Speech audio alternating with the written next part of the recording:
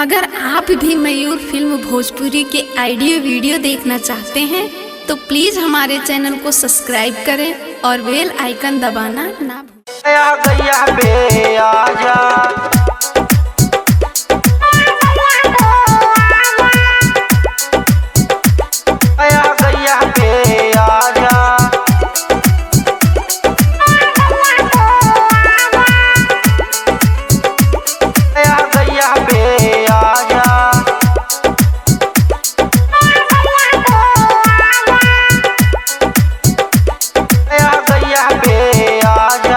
ऋषियम ले चुम्मा माटे रम ले माजा आ गैया पे आजा।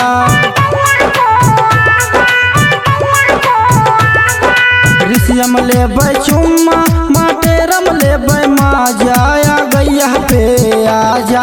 बजाइब तोहर बाजा आ गैया पे आजा। बजाइब तोहर बाजा आ गैया पे आजा। ऋषियम ले चुम्मा माटे रम ले माजा आ गैया पे आजा।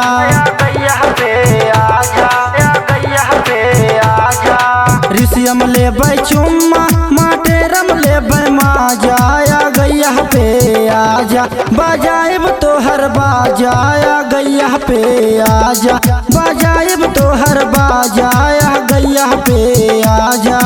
गैया पे आजा गैया पे आजा।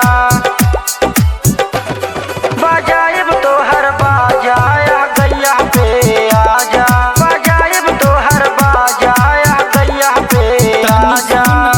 कोटवा मोहम्मदपुर के लौंडे जवान बाटे। पटना में वारिया में बूढ़ा हो पगलान बाटे। बूढ़ा हो पगलान बाटे। बूढ़ा हो पगलान बाटे। तुलसी मोहम्मदपुर के लौंडे जवान बाटे।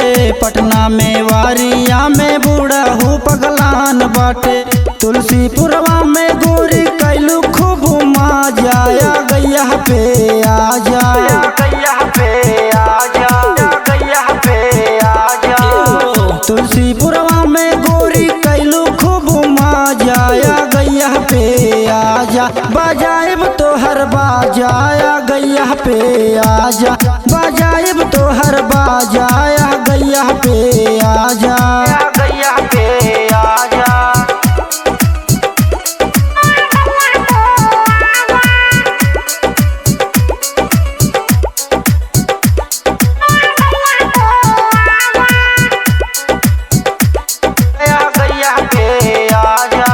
ननपारा बाजारिया में चाउमीन खियाइब तोके।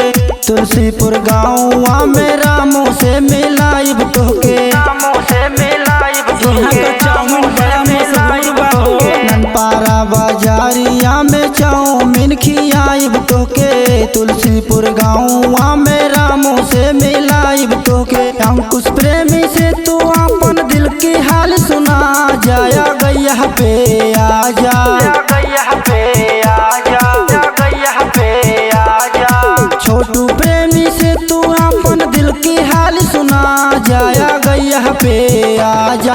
बजाइब तोहर बाजा आ गैया पे आजा। बजाइब तोहर बाजा आ गैया पे आजा।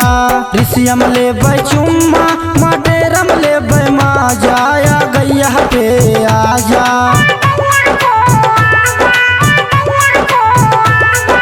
ऋषियम ले चुम्मा माटे रम ले माजा आ गैया पे आजा।